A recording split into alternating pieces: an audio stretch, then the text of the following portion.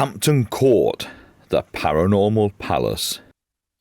As we've seen, Hampton Court Palace is already the ghostly home to several of King Henry VIII's wives, but they are not the only phantom residents.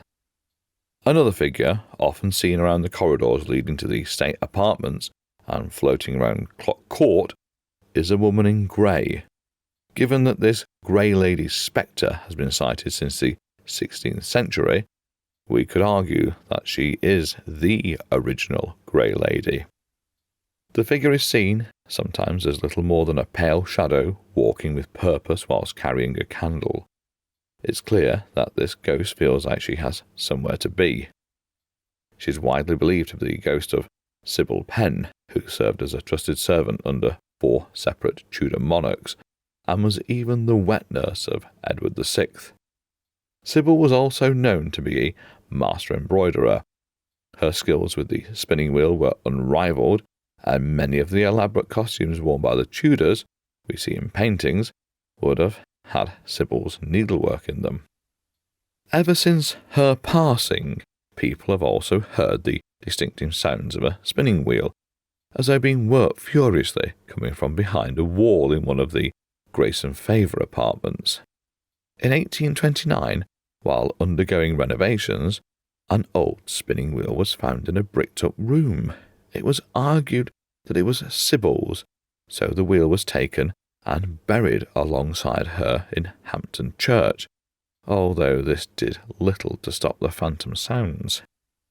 Sybil died at Hampton Court Palace in 1562. She had been tending to Elizabeth I, who had contracted smallpox, and she too caught the disease. The Queen recovered from her illness, but sadly Sybil did not.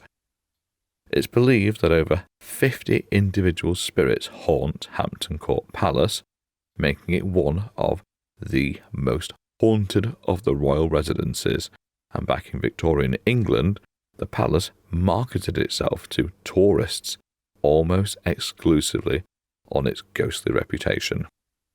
Famed Victorian writer William Holden Hunt described the palace as a world invisible or half-known, where imagination and tradition vie in bringing forth strange noises and mysterious presences. With a building of this age, regular maintenance works essential. Works in 1871 uncovered the skeletons of 2 men in a cloister near Fountain Court. After much investigation, these skeletons were identified as belonging to 2 unknown men who had died around the time of the English Civil War. Despite a thorough investigation, no one could account for who the men were or why they were hastily buried in such an unlikely place. They were both given a proper burial, and then something curious happened. An elderly resident of one of the Grace and Favour apartments began telling everyone, and anyone who would listen, that she had had her first decent night's sleep in decades. Ever since moving into the palace, she had been complaining that the ghosts of 2 men were keeping her awake every single night. She had found them exhausting to deal with, especially as she felt she could only see them. But once the skeletons were uncovered and buried on holy ground, peace. The resident wrote this in her diary.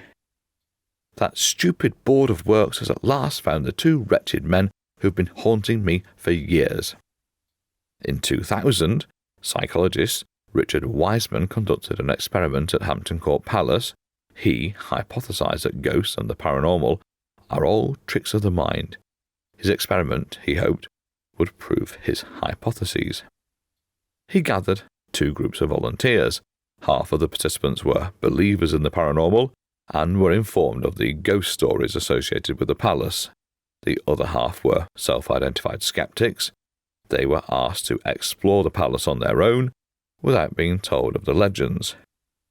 Wiseman anticipated that his group of believers would have experiences in the palace, as they were psychologically in a state where they were expecting to have them.